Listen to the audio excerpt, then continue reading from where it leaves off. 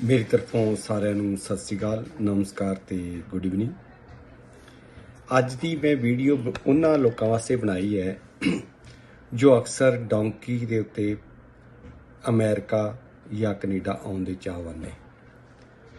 ਮੇਰੇ ਖਿਆਲ ਉਹਨਾਂ ਨੂੰ ਇਸ ਗੱਲ ਦਾ ਨਹੀਂ ਪਤਾ ਵੀ ਉਹਨਾਂ ਦੇ ਉੱਤੇ ਕੀ ਔਕੜਾਂ ਆ ਸਕਦੀਆਂ ਨੇ, ਤੇ ਮੈਂ ਇਸ ਵੀਡੀਓ 'ਚ ਤੁਹਾਨੂੰ ਉਹ ਔਕੜਾਂ ਬਾਰੇ ਗਿਆਨ ਦੇਵਾਂਗਾ। सब तो पहला कि एक काम बहुत महंगा है। तुहानूं किसी भी एजेंट नूं 25 तो 40 लाख भारती करंसी पैसे देने पै सकते हैं।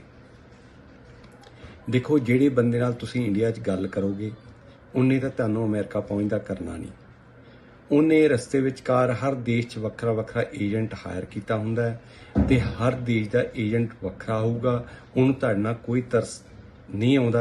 अगले का मतलब कि आपदा काम करके देना हुंदा है, तो इस करके इत्थे तुहाडा खर्च बहुत ज़्यादा आ सकता है।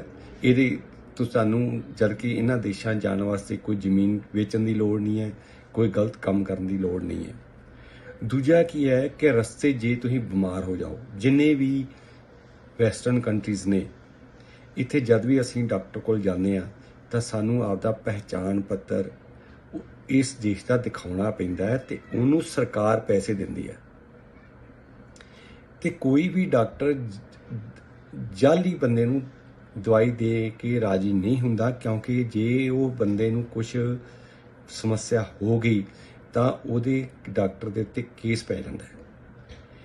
तो प्लस की है, डॉक्टर नूं फोन करने की भी लोड़ नहीं हुंदी, उहदे कोल एक पुश बटन हुंदा है, वो पुलिस नूं आटोमैटिकली मैसेज कन्वे हो जाता है कि मेरी जिहड़ा डिस्पेंसरी है या जिथे दवाई की दुकान है उत्थे कोई जाली बंदा आया होया। सो तुहानूं ये भी नहीं पता लगेगा कि पुलिस ने कद तक ते रेड कर देना है। जंगल पार करते हुए तुहानूं बहुत सारे जंगली जानवर मिलते हैं। जे कोई शेर चीता मिल गया तो तुहाडे रस्ते विचकार उन्हें तुहानूं मारता तो तुहानूं जंगल दे विच ही सिट दिता जांदा है। तुहानूं कोई भी चक के लिजाण वाला नहीं है। तुहानूं रस्ते विचकार डाकू लुट सकते हैं, तुहाडी लुट खसुट हो सकती है, क्योंकि देखो भी ऑफकोर्स कनेडा दे विचकार तां डिसिपलिन है, ला बहुत स्ट्रिक्ट ने, पर अमेरिका दे विचकार काफ़ी अनुशासनहीनता है। तो उत्थे तुसीं अक्सर इन्हां जंगलों के विचकार डाकुआं दे शिकार हो जाते जी। तुहाडे रस्ते विच रेप हो सकता है जी। कई देखो मोस्टली ਆਪਾਂ उम्र घट होंदी है भारत ਦੇ ਵਿਚਕਾਰ ਤੇ ਆਪਾਂ ਸੋਚਦੇ ਹਾਂ ਕਿ ਬਈ ਅਸੀਂ ਪੈਦਲ 100-200 ਕਿਲੋਮੀਟਰ ਜੰਗਲ ਰਾਹੀਂ ਕ੍ਰਾਸ ਕਰਕੇ, ਜਿਹਦੇ ਵਿਚਕਾਰ ਤੁਸੀਂ ਨਦੀਆਂ ਵੀ ਕ੍ਰਾਸ ਕਰਨੀਆਂ ਨੇ, ਨਹਿਰਾਂ ਵੀ ਕ੍ਰਾਸ ਕਰਨੀਆਂ ਨੇ, ਸਵਿਮਿੰਗ ਤੁਹਾਨੂੰ ਆਉਂਦੀ ਨਹੀਂ ਹੈ, ਲਾਈਫ ਜੈਕਟ ਦੇ ਸਹਾਰੇ ਤੁਸੀਂ ਬਹੁਤਾ ਤੈਰ ਨਹੀਂ ਸਕਦੇ ਹੋ, ਤੇ ਰਸਤੇ 'ਚ ਮੀਂਹ ਵੀ ਪੈਂਦਾ ਹੈ, ਤੂਫਾਨ ਵੀ ਆਉਂਦਾ ਹੈ, ਹਨੇਰੀਆਂ ਵੀ ਆਉਂਦੀਆਂ ਨੇ। ਸੋ ਇਹਨਾਂ ਗੱਲਾਂ ਦੇ ਉੱਤੇ ਸੋਚ ਵਿਚਾਰ ਕਰਨ ਦੀ ਤੁਹਾਨੂੰ ਪਹਿਲਾਂ ਲੋੜ ਹੈ। ਤੁਹਾਨੂੰ ਰਸਤੇ 'ਚ ਜੇ ਬਾਰਡਰ ਅਫਸਰ ਨੇ ਦੇਖ ਲਿਆ, ਜਿਵੇਂ ਕਿ ਭਾਰਤ ਤੇ ਪਾਕਿਸਤਾਨ ਦੀ ਸਰਹੱਦ ਦੇ ਉੱਤੇ BSF ਹੁੰਦੀ ਹੈ, ਇੰਜ ਹੀ ਜਿਹੜੀ ਇਹ ਵੈਸਟਰਨ ਕੰਟਰੀਜ਼ ਨੇ ਇਹਨਾਂ ਦੇ ਬਾਰਡਰ ਦੇ ਉੱਤੇ ਬਾਰਡਰ ਅਫਸਰ ਹੁੰਦੇ ਨੇ। ਤੇ ਜੇ ਕੋਈ ਬਿਨਾਂ ਪ੍ਰੋਪਰ ਪ੍ਰਵਾਨਗੀ ਦੇ ਕੰਧ ਟੱਪਦਾ ਹੈ ਜਾਂ ਜੰਗਲ ਕ੍ਰਾਸ ਕਰਦਾ ਹੈ ਤੇ ਉਹਨੂੰ ਗੋਲੀ ਮਾਰ ਦਿੰਦੇ ਨੇ, ਔਰ ਉਹਦਾ ਕੋਈ ਕੇਸ ਪੁਲਿਸ ਦੇ ਉੱਤੇ ਨਹੀਂ ਪੈਂਦਾ।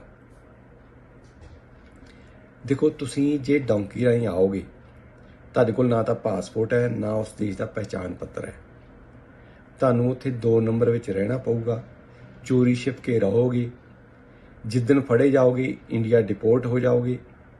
ਜੇ ਉਸ ਦੇਸ਼ ਵਿੱਚ ਰਹਿ ਵੀ ਗਏ ਤਾਂ ਉਹ ਨਾ ਤਾਂ ਤੁਸੀਂ ਆਪਦੀ ਵਾਈਫ ਨੂੰ ਬੁਲਾ ਸਕਦੇ ਜੀ, ਨਾ ਬੱਚਿਆਂ ਨੂੰ ਬੁਲਾ ਸਕਦੇ ਜੀ, ਨਾ ਆਪਦੇ ਮਾਂ-ਬਾਪ ਨੂੰ ਬੁਲਾ ਸਕਦੇ ਜੀ। ਸੋ ਤੁਹਾਡੀ ਪਰਮਾਨੈਂਟ ਥਰੂਆਊਟ ਦਾ ਲਾਈਫ ਇੱਕ ਸੈਪਰੇਸ਼ਨ ਹੋ ਜਾਏਗੀ। ਤੁਸੀਂ ਡਾਲਰ ਤਾਂ ਕਮਾ ਲਓਗੇ, ਕੋਈ ਸ਼ੱਕ ਵਾਲੀ ਗੱਲ ਨਹੀਂ। ਵੀ ਜੇ ਸ਼ਹਿਰ ਦੇ ਬਾਹਰ ਰਹਿ ਕੇ ਕਿਸੇ ਪੈਟਰੋਲ ਪੰਪ ਦੇ ਉੱਤੇ, ਗੈਸ ਸਟੇਸ਼ਨ ਤੇ, ਕਿ ਫਾਰਮ ਹਾਊਸ ਦੇ ਵਿੱਚ ਕੰਮ ਕਰਦੇ ਰਹੋਗੇ ਸਾਰੀ ਉਮਰ, ਨਾ ਤਾਂ ਤੁਹਾਡਾ ਵਿਆਹ ਹੋਊਗਾ, ਨਾ ਤੁਸੀਂ ਪੈਸੇ ਭਾਰਤ ਆਪਣੇ ਪੇਰੈਂਟਸ ਕੋਲ ਭੇਜ ਸਕੋਗੇ। ਤੇ ਜੇ ਕਿਸੇ ਨਾਲ ਫੋਨ, ਤੁਹਾਨੂੰ ਇੱਥੇ ਫੋਨ ਵੀ ਨਹੀਂ ਮਿਲੇਗਾ। ਚਲੋ ਮੰਨ ਗਏ WhatsApp ਜਿਹੜਾ ਤੁਸੀਂ ਇੰਡੀਆ ਤੋਂ ਫੋਨ ਲਿਆਂਦਾ ਹੋਊਗਾ ਉਹ ਯੂਜ਼ ਕਰ ਲਓਗੇ, ਪਰ ਤੁਹਾਡਾ ਕਮਿਊਨੀਕੇਸ਼ਨ ਘਰਦਿਆਂ ਦੇ ਨਾਲੋਂ ਕੱਟ ਆਫ ਹੋ ਜਾਏਗਾ। मेरी इस वीडियो तो तुहानूं यही सलाह देने की बेनती है कि डौंकी राहीं ना आओ। जे आउणा है ਤਾਂ ਬੜਾ ਵਧੀਆ ਸਿਸਟਮ ਤੁਹਾਡੇ ਕੋਲ ਹੈਗਾ। ਹਰ ਸ਼ਹਿਰ ਦੇ ਵਿਚਕਾਰ ਇੱਕ ਇੰਡਸਟਰੀਅਲ ਟ੍ਰੇਨਿੰਗ ਇੰਸਟੀਚਿਊਟ ਹੈ ਭਾਰਤ ਦੇ ਵਿੱਚ। ਉਹ ਤੁਹਾਨੂੰ ਭਾਰਤ ਸਰਕਾਰ 1 ਸਾਲ ਦਾ ਕੋਰਸ ਕਰਾਉਂਦੀ ਹੈ। ਤੁਸੀਂ ਚੰਗਾ ਕੋਰਸ ਕਰੋ ਔਰ ਪੜ੍ਹ ਕੇ ਪਾਸ ਕਰੋ ਤੇ ਪ੍ਰੈਕਟੀਕਲ ਟ੍ਰੇਨਿੰਗ ਲਓ। ਤੁਹਾਡੇ ਕੋਲ ਕਿਸੇ ਵੀ ਦੇਸ਼ ਜਾਣ ਲਈ ਪੈਸੇ ਦੀ ਜ਼ਰੂਰਤ ਨਹੀਂ ਹੁੰਦੀ। ਤੁਸੀਂ ਫ੍ਰੀ ਆਫ ਕਾਸਟ ਜਾ ਸਕਦੇ ਜੀ। ਅੰਗਰੇਜ਼ੀ ਆਉਣੀ ਤਾਂ ਜ਼ਰੂਰੀ ਹੁੰਦੀ ਹੈ ਕਿ ਜਦ ਤੁਸੀਂ ਇਹਨਾਂ ਦੇਸ਼ਾਂ ਵਿੱਚ ਆਉਂਦੇ ਜੀ ਤਾਂ ਤੁਸੀਂ ਗੋਰਿਆਂ ਕੋਲੇ ਕੰਮ ਕਰਨਾ ਹੁੰਦਾ ਹੈ, ਚਾਹੇ ਉਹ ਖੇਤੀਬਾੜੀ ਕਰਦੇ ਹੋਣ ਤੇ ਚਾਹੇ ਉਹ ਬਿਜ਼ਨਸ ਹੋਣ, ਚਾਹੇ ਕਮਰਸ਼ੀਅਲ ਹੋਣ। ਜੇ ਤੁਹਾਨੂੰ ਇੰਗਲਿਸ਼ ਭਾਸ਼ਾ ਬੋਲਣੀ ਨਹੀਂ ਆਏਗੀ ਤਾਂ ਤੁਸੀਂ ਉਹਨਾਂ ਦੇ ਨਾਲ ਕੰਮ ਨਹੀਂ ਕਰ ਸਕੋਗੇ। ਜਦ ਵੀ ਅਸੀਂ ਭਾਰਤ ਤੋਂ ਕੋਈ ਇੱਥੇ ਆਉਂਦਾ ਹੈ, ਜੋ ਲੋਕਲ ਕਮਿਊਨਿਟੀ ਜਿਹਨੂੰ ਅਸੀਂ ਗੋਰੇ ਕਹਿੰਦੇ ਆ ਜੀ, ਉਹਨਾਂ ਕੋਲ ਕੰਮ ਕਰਦਾ ਹੈ, ਨਾ ਤਾਂ ਉਹ ਵਰਕ ਪਰਮਿਟ ਦਾ ਪੈਸਾ ਲੈਂਦੇ ਨੇ, ਨਾ ਉਹ LMI ਦਾ ਪੈਸਾ ਲੈਂਦੇ ਨੇ। ਪਰ ਉੱਥੇ ਜਿਹੜਾ ਕਰਮਚਾਰੀ ਹੈ ਉਹਨੂੰ ਇੰਗਲਿਸ਼ ਵਿੱਚ ਕਮਿਊਨੀਕੇਸ਼ਨ ਕਰਨ ਦੀ ਬੜੀ ਸਖਤ ਜ਼ਰੂਰਤ ਹੁੰਦੀ ਹੈ, ਕਿਉਂਕਿ ਗੋਰਿਆਂ ਨੂੰ ਤਾਂ ਇੰਗਲਿਸ਼ ਆਉਂਦੀ ਹੈ, ਪੰਜਾਬੀ ਤਾਂ ਆਉਂਦੀ ਨਹੀਂ। ਜੇ ਤੁਹਾਨੂੰ ਪੰਜਾਬੀ ਸਪੀਕਿੰਗ ਇੰਪਲੋਇਰ ਲੱਭੂਗਾ, ਉਹ ਤੁਹਾਡੇ ਕੋਲ ਮੋਟੇ ਪੈਸੇ ਲਊਗਾ, ਜਿਹੜੇ ਕਿ 1-2 ਸਾਲ ਤੁਸੀਂ ਮਿਹਨਤ ਕਰਦੇ ਰਹੋਗੇ, ਫਿਰ ਪੈਸੇ ਦੇਈ ਜਾਓਗੇ, ਫਿਰ ਅਗਾਂਹ ਟਾਈਮ ਵਧਾਈ ਜਾਓਗੇ, ਉਹ ਤੁਹਾਡਾ ਨੁਕਸਾਨ ਹੋਊਗਾ। ਸੋ ਮੇਰੀ ਸਭ ਨੂੰ ਬੇਨਤੀ ਹੈ ਕਿ ਭਾਰਤ ਤੋਂ ਜਿੰਨੇ ਵੀ ਆਉਣਾ ਹੈ, 1 ਨੰਬਰ 'ਚ ਆਓ, ਕੋਈ ਪੈਸਾ ਨਹੀਂ ਲੱਗਦਾ। ਦੇਖੋ, ਜਿਹੜੀਆਂ ਸਰਕਾਰੀ ਫੀਸਾਂ ਨੇ ਉਹ ਤਾਂ ਤੁਹਾਨੂੰ ਦੇਣੀਆਂ ਹੀ ਪੈਣਗੀਆਂ। ਜਿਹੜਾ ਤੁਹਾਡਾ ਬੈਂਕ ਵਿੱਚ ਖਾਤਾ ਹੈਗਾ, ਉਹ ਸਰਕਾਰਾਂ ਨੂੰ ਵਿਖਾਉਣਾ ਪੈਂਦਾ ਕਿ ਮੇਰੇ ਕੋਲ ਬੈਂਕ 'ਚ ਪੈਸੇ ਹੈਗੇ ਆ, ਮੈਂ ਉੱਥੇ ਜਾ ਕੇ ਭੁੱਖਾ ਨਹੀਂ ਮਰੂੰਗਾ। ਸੋ ਜੇ ਤੁਹਾਨੂੰ ਵਧੇਰੇ ਕੋਈ ਜਾਣਕਾਰੀ ਦੀ ਲੋੜ ਹੈ, ਅਸੀਂ ਫ੍ਰੀ ਆਫ ਕਾਸਟ ਤੁਹਾਨੂੰ ਕੈਨੇਡਾ ਆਉਣ ਬਾਰੇ ਜਾਣਕਾਰੀ ਦਿੰਦੇ ਹਾਂ। ਤੁਸੀਂ ਸਾਡੇ ਪਟਿਆਲੇ ਦਫ਼ਤਰ ਪੰਜਾਬ ਦੇ ਵਿੱਚ ਹੈ, ਇੰਡੀਆ 'ਚ, ਉੱਥੇ ਸਵੇਰੇ 10 ਤੋਂ ਲੈ ਕੇ ਸ਼ਾਮ ਦੇ 4 ਵਜੇ ਤੱਕ ਫੋਨ ਤੇ ਗੱਲ ਕਰ ਸਕਦੇ ਜੀ।